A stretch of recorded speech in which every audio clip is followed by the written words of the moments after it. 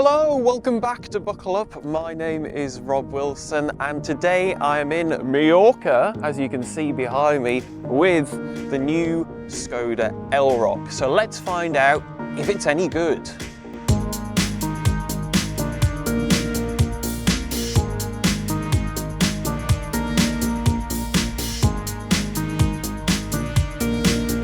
So let's start as we normally do at the front, where we can see Skoda's new badge here. No longer the actual emblem, it's now a script written out. We've got some daytime running lights and indicators higher up on the front of the car, and then you've actually got your main beams and full beams in this portion down below. They're all LED. Now you've got the new Skoda face, which is obviously, because it's electric, doesn't need a grille. This is now just a black plate that fills in the front to make it aerodynamic. And this is actually the most aerodynamic car in its class, in its most aerodynamic form. It's 0.26 drag coefficient. So that is pretty impressive because you have to think of this as sort of a Karoq sized, and the Karoq is 0.30. So they've really worked making this as aerodynamic as possible. We've got some channels that go down the side of the car as well, some nice black gloss trim on this Sportline model. But let's have a look at the side, because we have some 20-inch alloy wheels on this Sportline trim, and also because this is a Sportline, we've got some black elements on the door mirrors, we've got black roof rails, and it's just a little bit more sporty. And then you've got your charging port on this side, and it can charge up to 175 kilowatts, or basically in 25 minutes ish if you're using a fast charger. So that's very good. But let's have a look at the back, because here you can see a nice big spoiler, which isn't actually there for sporty reasons, it's there for aero reasons. Skoda script as well, again here on the back. Rear wiper, Elroq name, which is electric Karoq, in case you were wondering, and a Sportline designation badge there. And if I open up the boot, which is electronic on this model, you can see all of my luggage in here, because this is a trip abroad obviously, so it's a good test of how practical this space is, and it's really quite practical indeed. It's nice and big, and if you fold those seats down, you've got over 1,500 litres of space, so it is absolutely massive back here. There's also loads of clever features, because this is a Skoda, so simply clever. You've got hooks that pop out, you've got trays on either side, you've got nets, you've got this excellent hammock thing into which you can put coats and stuff, so they're separated from the rest of the boot. And my absolute favourite thing is the fact that the charging cables are stored in a net under the parcel shelf. So every other car manufacturer, for some reason, seems to think that putting cables under the boot floor is a good idea. But if you have stuff in the boot a lot, every time you need to get them out, you then have to take everything that you can see here out of the boot, and that's really annoying. I don't know why everyone else isn't doing this. It just makes so much sense, and that is simply clever, as is the ice scraper, which is in the boot lid. But that's probably enough in here, so let me go and try out those back seats and see if I fit. Right, here in the back seats, and first things first, I am 6'2" or 188 centimeters tall, and this seat is set up in my driving position, and as you can see, I've got acres of knee room, and if I sit all the way up straight, I've still got headroom as well, which is excellent. In terms of features back here, some practical things, we've got pockets on the backs of both the front seats. We've got decent sized door bins, big enough for a bottle of water. We've got some blinds here as well in the back on this version as well, so if you've got young children or you are ginger, you can protect yourself from the sun with those. And then I've got some heated seat controls and climate controls here in the back. Now obviously this is a top spec varies on the different levels. two USB-Cs below that, and then you've got another simply clever feature, which is this tray, which you can pop in the footwell if you're only carrying two people in the back. If you were carrying a third person, this middle seat is quite flat and quite raised, so I'm not sure that headroom and width wise you'd be okay, but foot room you would be okay because it is a flat floor if you remove that tray. I've also got an armrest here in the middle, which if I open up, I have two cup holder slots as well, and because this is a ever practical Skoda, I've actually got through loading as well. We've also got the classic Isofix on both the outer seats as well, and generally the material quality in here, you've got suede on the middle part of the seats, leatherette on the outer parts. You know, there are some cost cuttings, you know, some of the plastics are hard, but this car is very competitively priced, and I can forgive it a couple of things back here, because in terms of things that you actually want, practicality wise, space and features, it's very well equipped. So let's head up front and see what's going on there. Right, so up front, let's start by talking about the steering wheel, because it's got proper physical controls on it, and it's got these lovely knurled bits on the steering wheel that are for controlling your volume and stuff like that. It's very, very nice to see buttons, proper ones that aren't haptic on a steering wheel. And this one's got heated steering wheel. You've got shortcuts to your driver assist systems as well if you want to do that. So it's quite easy to press the button and it takes you straight to the menu where you can switch off the annoying bongs and beeps that modern cars come with. I've got cruise control functions down here on a separate stalk. I've got paddles behind the wheel for changing the amount of regen. And then this is where most of the stuff lives now, of course, is on a 13-inch screen here in the middle, which is standard on all models, and it actually works now, which wasn't the case in VW Group products for the last few years or so. So that's great to see. You've got a constant bar along the bottom that has your climate control shortcuts on it, so you don't have to go into a menu and a sub-menu to press things like your heated seat on. That's always there.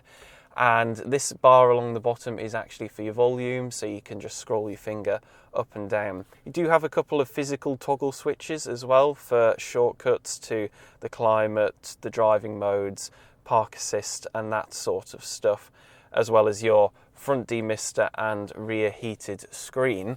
You do have a small screen in front of you as well for the driver, and that's got most of the key information like the speed and your range and so on. You also do have a heads-up display in this model as well, so that is a very nice piece of tech to see. And then in terms of practical things, door pockets big enough for a bottle of water.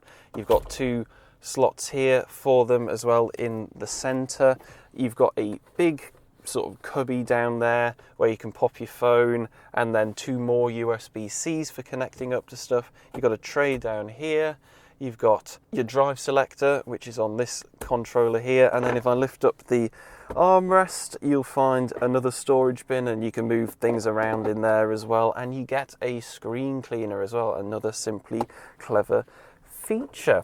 And yeah, up here, nice stitching, nice bits of materials. It's fine for what it is, this faux carbon fibre. I'm not 100% convinced on this Sportline trim, but you can mix and match, and you can even get a light interior with orange seat belts if you want to. So there's plenty of stuff to do. Glove box is actually massive, which is really practical. So I think that's enough from in here. What we'll do now is head out on the road and drive it. Right, so out driving the new Elroq, and I guess I'll start by talking about some of the stats basically. So we've got three different battery sizes that you can pick from. They're called 50, 60 an 85, although those don't directly relate to the amount of kilowatt hours you have in the battery. But for the sake of ease, let's just assume that the 50 is the smallest one, and that has a range of 230 miles. The 60 is a little bit bigger, so that does 260 miles. And then this one, the car that I'm in today, is the 85, and that has a range of 360 miles on a WLTP cycle.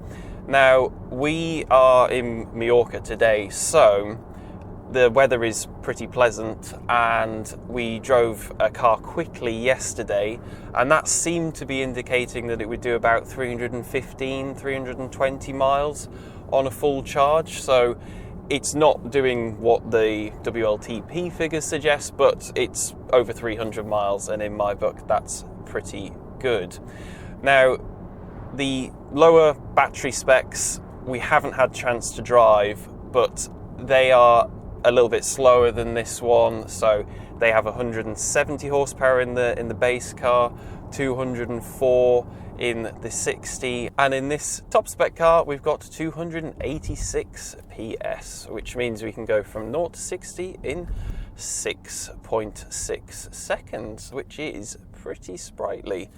The lower cars, obviously, it's like 9 seconds and then 8 seconds, so it's in the ballpark of what you'd expect for a family car of this size. Now, there are various different trim levels that you can get that you'll be familiar with if you have bought a Skoda in the past, but the price range starts at 31,500 for the very basic car, and this top spec car that I am in is 41,500. Now, that might sound like a lot of money to some people, but if you look at the current market, it's actually incredibly competitively priced with things like the Kia EV3 and the Volvo EX30.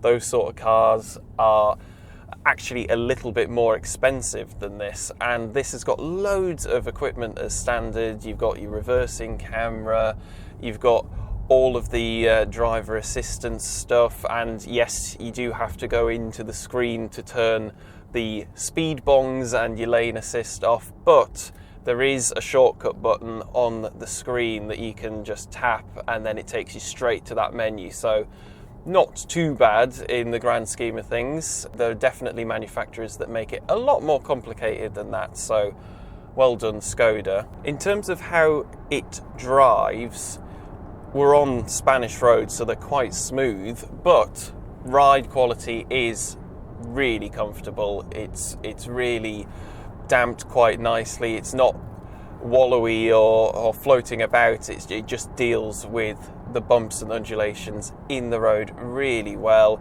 It's quite quiet in here as well, apart from around the door mirrors, which are quite large, so visibility is pretty good actually. The steering feel is pretty much non-existent because it's an electric car and it's an electric system for the steering as well, and you don't really get any feedback at all. Even if you flick between the modes, which you can do, you can go into sport, it just makes it heavier. It doesn't actually make the sensation that comes through it any better. But this obviously isn't a sporting car. It's designed for lugging families, kids, everything in the boot, and for that it does an extremely good job. There's just so many lovely practical features. I've talked about, you've got the Simply Clever ice scraper, you've got the screen cleaner here, you've got the umbrella in the door as well.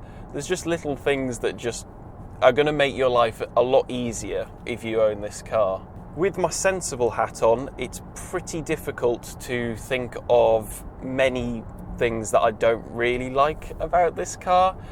It's just really good at doing what its brief is, and that is just being an EV that can fit people in it, drives reasonably well, really comfortable, goes a decent range if you get the top spec one, and is very, very competitively priced. So with that in mind, let's head back and I will do a conclusion. Right, okay, so that is the Elroq tested. What do I think? Well, it's very comfortable.